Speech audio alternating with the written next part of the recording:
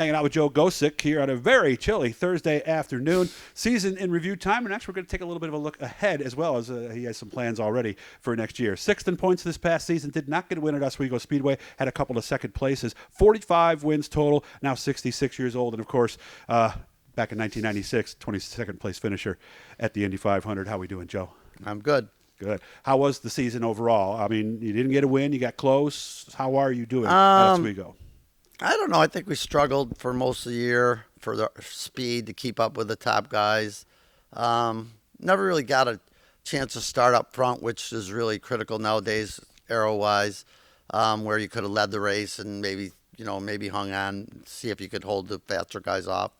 And then we ended kind of sour note with Classic. We had a good run going in, and then we had a broken bracket on the left rear and cut the left rear down and ended our race with 10 laps to go. So kind of ended on a crappy note, really. Yeah, you actually backed into the wall, too, didn't you? So I don't know. I hate to end my career or whatever on such a crappy day. So I don't know. Well, it was all right. Okay. I mean, we finished top 5 most of the time. You said you were 4th when that happened. But right? we had unexpected occurrences, like got turned around before the start of one of the races. Another guy spun in front of us and got collected, so we dropped out of like three of them.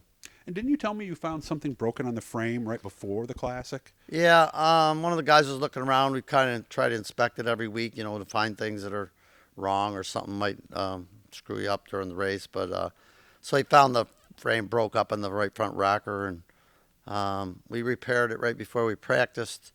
On the Thursday before Classic, I believe. And the car actually was really good, very consistent. I was happy with it. We weren't real fast, but it was really drove a lot different. So evidently all year that had been hindering us a little bit from getting a good setup on the car. So that was positive. And I guess looking towards next year, that would be encouraging that we can maybe move on and go faster from there. Do we investigate that a little more this off season and maybe cut and re-weld it, or are we we'll have it sandblasted. Then you can look at all the joints, welded joints, and make sure something else isn't broken. So we'll sandblast it, repaint it, and then put it all back together fresh. Do we usually find something after the sandblasting? Not usually. You always hope to, with the car not performing the way you expect it, but you usually don't find anything wrong. Okay. But I know there's the left side's broken a little bit too, and we kind of quickly repaired it just so we could run Classic weekend. Of course, we want to thank our friends at Garofalo's. We're actually going there right after this to get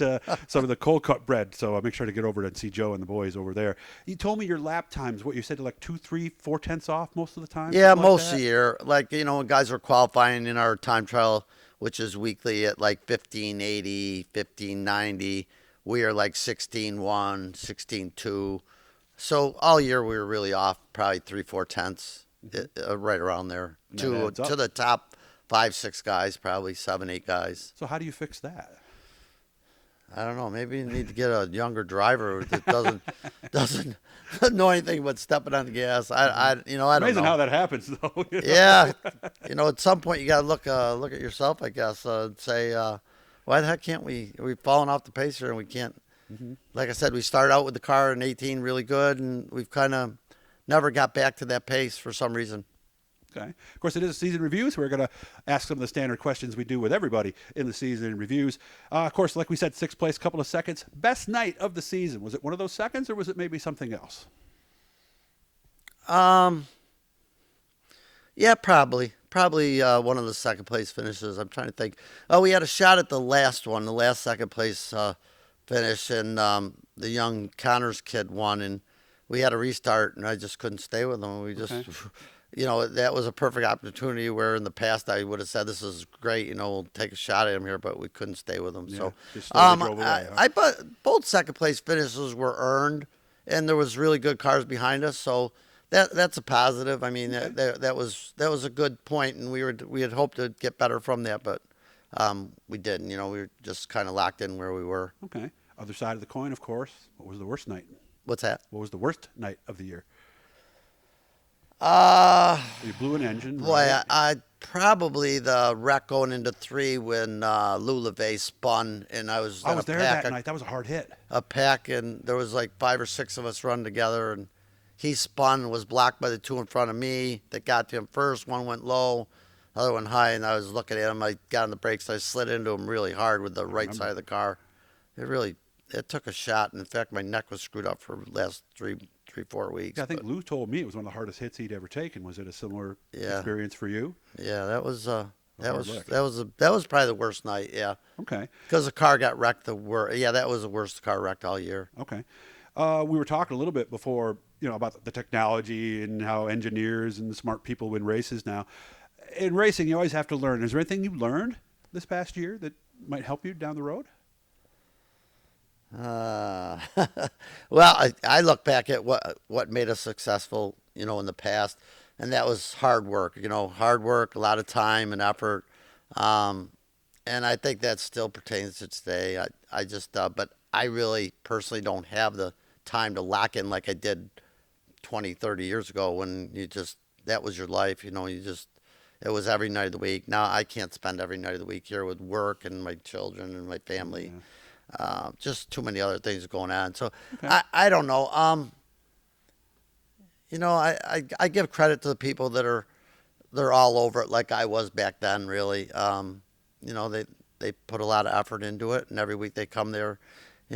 I'm on the downside of the, just getting all excited and whatever. I still love getting out on the track and racing, but I think. I look up to the people that are really up front, and it's tough to compete with them.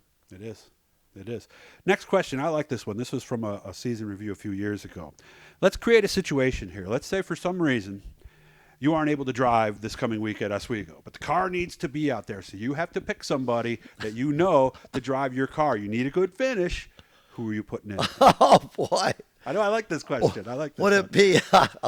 You should have given me a little heads up on this. No, I like hitting you boo right with that one. So it gives you who would I put in it? And the other one is going to be who wouldn't you put in it? So I think right now, to be honest with you, Cole Smith helps me on the car, and his dad was my best friend. Okay. He also passed away a few years ago. And I always wanted to give Cole an opportunity, so I gave him a car that a buddy of mine had started way back then, but unfortunately he didn't get together for a 350 car. He would be my first choice to put in it. But his soon-to-be brother-in-law, Josh Sokolik, he runs the 350 class. Not that would get me the best finish, but I think to give someone an opportunity that I think could really wheel a car, I would give him a shot, but not necessarily in a point race situation. Gotcha. I'm trying to think who I would put in it. Because you need a good finish. Not a regular at Oswego. Maybe who would you bring up before from Ohio, the engineer? Ordway? No. Oh, McKenna. Mike McKenna? No. What's his name? Mike? What is his last name? No. He has a sister that was married. Trent Stevens' brother-in-law. Yeah. You know who we're talking about, guys. Mike, for some reason we can't. Come on. Mike Ordway, Mike Muldoon, No. I know we got it, guys. I'm sorry, but we'll figure that out. So, all right, we got about a minute left at this point. What does the future hold for you at this point, do you believe, Joe? I think we'll compete next year. I'm not sure what my schedule will look like as far as every week and what ISMA shows or wing shows, but I think we'll definitely compete next year and maybe play with the dirt sportsman car a little bit more relaxing and pick and choose so I have time to do other things, I think. But, yeah, I think we will run. To what extent it remains to be seen when I see the schedule and whatever else is going on. And he's been talking to the folks over at Troyer, too. So do what Joe did. If you're having some trouble with your car, get a hold of Troyer, get a hold of Randy over at McNell. They'll get you all sorted out. So good to see you again. Guys, hit the blue E. That will subscribe you. I appreciate you making time for me, man, and we'll get together in the spring and do this again, okay? Thanks, Joe. Anytime.